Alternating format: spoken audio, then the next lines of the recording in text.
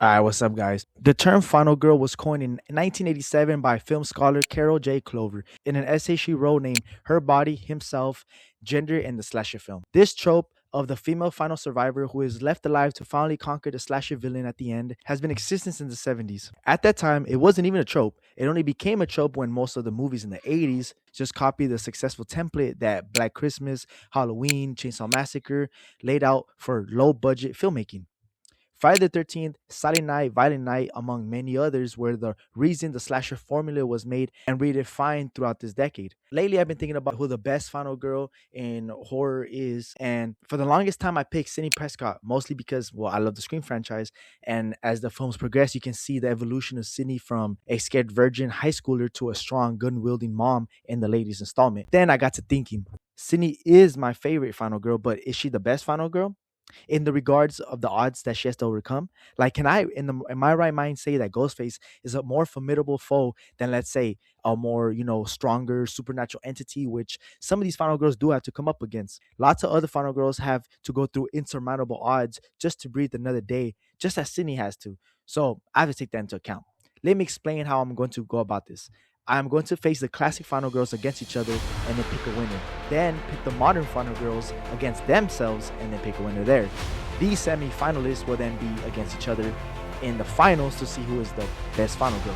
The criteria that I use to make my decision is, first rule, I'm only going to judge the final girl on the first movie that she's in. Mostly because a lot of final girls don't really have a franchise to, grow and get better and we see them evolve. It just gets too messy to have to think about what iteration of Lori am I going to have to choose, as the Halloween series has like 4 different timelines. Screw that. The second rule is I would think about the journey overall for the final girl. How much hell did they have to go through before she finally survives the movie? A character that survived the whole 90 minutes of hell and terror is greater than that who only faces the wrath of the killer for the final 15 minutes. The third rule is how resourceful the final girl is. How much brain power did the final girl have to use in order to vanquish the enemy? Now, the fourth rule, how much of a force is the villain that they are fighting? Lastly, this one is super biased, and I'm only saying this because I just want to input it. How memorable is her look?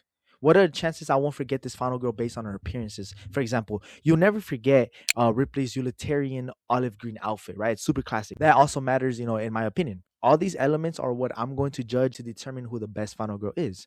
Okay, so first things first, let's whittle down all the options to a handful of final girls, as there are, lots and lots and lots since the origin of the label. It came down to the classic choices of Laurie from Halloween, Ripley from Alien, Nancy Thompson from Elm Street, and we can even add Sally from Texas Chainsaw, and as well as Christy from Hellraiser. Finally, of course, Sydney from Scream. I didn't add Sarah Connor, as Terminator 2 is an action movie more than a horror, and I haven't seen Terminator 1, so I can't speak on that. I also added some modern heroines such as Sienna Shaw of Terrifier, Grace Domas from Ready or Not, Sarah Carter from The Descent, and one of my favorites that gets no love, Naru from Prey. I don't get why. She beat a predator. Like, I think it's very outstanding. The last one is Mia from the Evil Dead remake 2013. Some honorable mentions are Dana from Cabin in the Woods, Erin Harson from Your Next. They didn't make the cut because they just aren't as iconic as the others that I chose. Dana is, your average final girl. She doesn't really stand out, but isn't a great movie. Erin doesn't have any character progression, as was always a badass from the get-go, being trained as a child. Let's do the classics first. Let's get those out of the way. This might be a hot take, but I'm going to have to eliminate Laurie from Halloween first. I'm sorry, but what did she really do? Let's think about that. She survived, and don't get me wrong, that is hard to do against Michael Myers. All she really did is just poke him in the eye with a hanger when she was in the closet. But other than that, she just ran away, right? And just escaped, which is commendable. Don't get me wrong. A lot of them didn't survive. We need more to be the best. Now, since Laurie's out, I'm also going to have to eliminate Sydney for, similar reasons, as she was more of a fighter throughout the movie than Laurie was, but she doesn't really stray away too much from the pack, as I think Christy and Sally are better final girls because of what they went through in an overall experience. Christy survived not only Frank, but the Cenobites with her wits, bargaining with them against Frank taking his soul instead of hers, and then reversing the lament configuration to get rid of the Cenobites. Now, this is very difficult. For this reason, she beats Laurie, Sydney, and Sally, who I'm also gonna have to eliminate.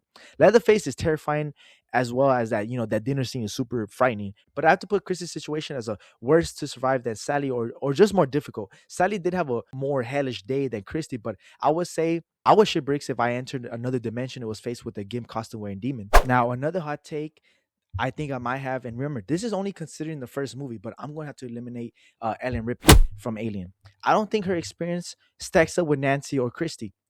Ripley does meet a lot of the criteria of an insurmountable villain and beats it with quick wits, but her journey just isn't hellish enough compared to the other two.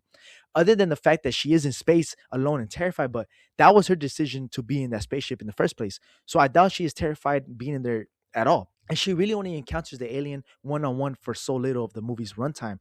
And for that reason, she's out.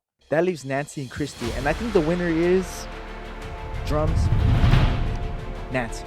Freddy is just a worse villain than Frank and the Cenobites.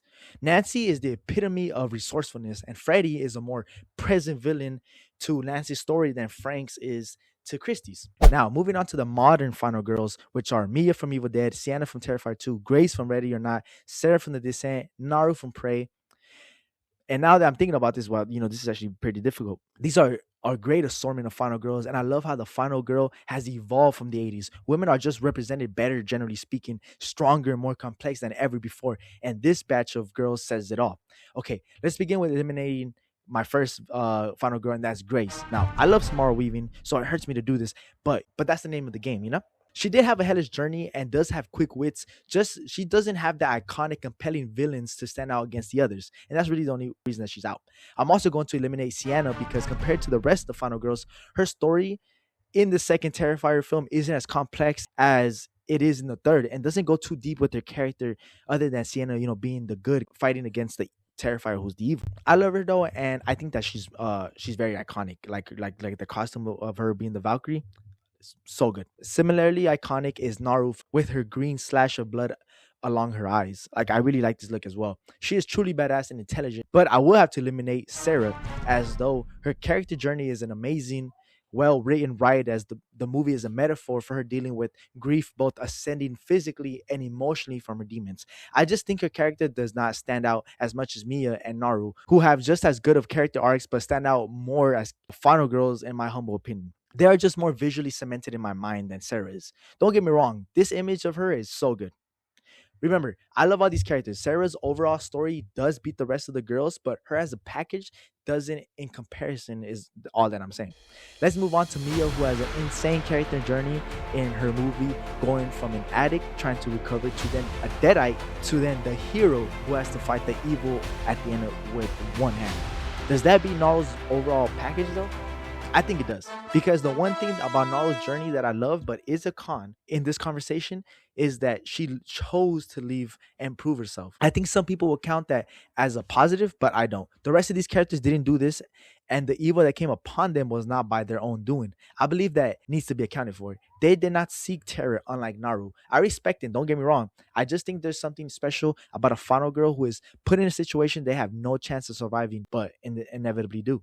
Now, do I think beating a predator is a better kill than beating the doppelganger at the end of Evil Dead? Yes. Naru is also more resourceful than Mia, which I think is obvious conclusion. That leads to the involvement of Mia's overall journey, beating Naru and having a worse hellish journey, a more rich character development storyline, and Mia at one point literally overcomes death. So after delegating these elements in my head, I'm going to pick Mia, and she wins the modern Final Girls tournament that I just made up.